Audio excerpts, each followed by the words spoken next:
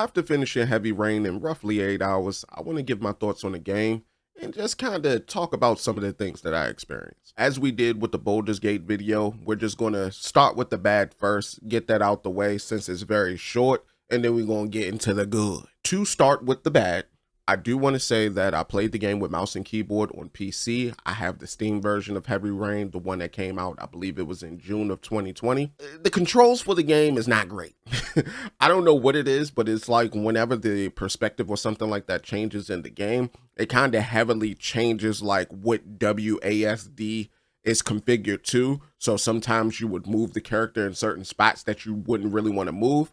And I will say this, when I was in that goddamn tunnel filled with glass or whatever, bro, that was the most frustrating experience I think I've had in a video game in at least the last 6 years. With the bad out the way, let's just go ahead and focus on the good. Now, in terms of good, I loved all the characters that I got a chance to experience, from the FBI agent to Ethan Mars, even the way that man comedically called out, Sean, Sean, Sean, Jason, Jason, Jason.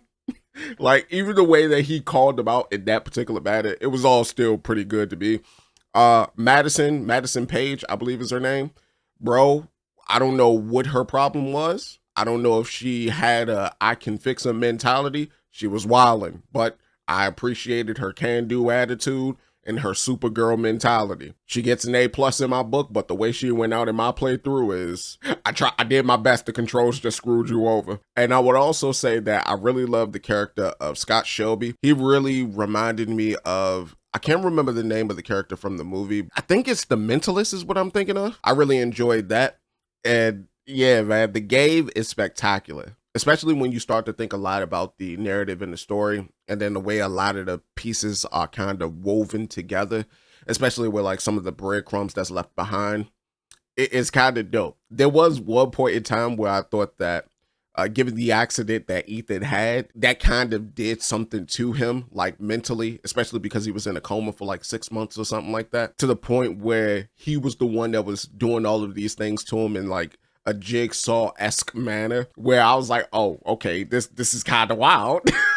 This is kind of crazy. But then as the story progresses and they start to unveil certain aspects of the story, especially when you start to see like the MO fleshed out a lot more for the person who is actually doing all of these things, I was like, yo, that's kind of a mind-blown moment right there. The narrative for this game is fantastic. It's spectacular. I almost choked on my own spit right there. I would say the game is worth it for that alone. However, I will say I can't recommend this joint. The controls is boo-boo. And because the controls is boo-boo, it's a video game. You gotta play it.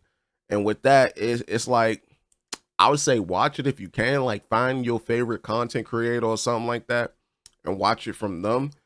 But until they fix them controls, or unless there's a mod for it on PC, I'd say just watch somebody play the joint. But there's so much to it, especially like some of the combat scenarios. Like there was one with Scott Shelby where you would pretty much be bussing at people and like you gotta hit like the right keys. The controls for that was fantastic, where you hitting the right keys to like shoot at people, and like it kind of feel like Duck Hunt a little bit, where you hitting Q, E, A, W, S, D, and like you just clapping them. That was fantastic. The fight with, there was a fight that I had gotten to. I don't know if I want to spoil that one because that kind of seems like it's kind of sectional based. It don't seem like you could go to it directly, so I ain't gonna say too much about it, but that joint was fire too. I ain't gonna lie, a lot of the combat sections in the game were fantastic. And with that, I was asked a lot on stream, like, how do I feel about the game, or what do I think about the game? I pretty much gave you that.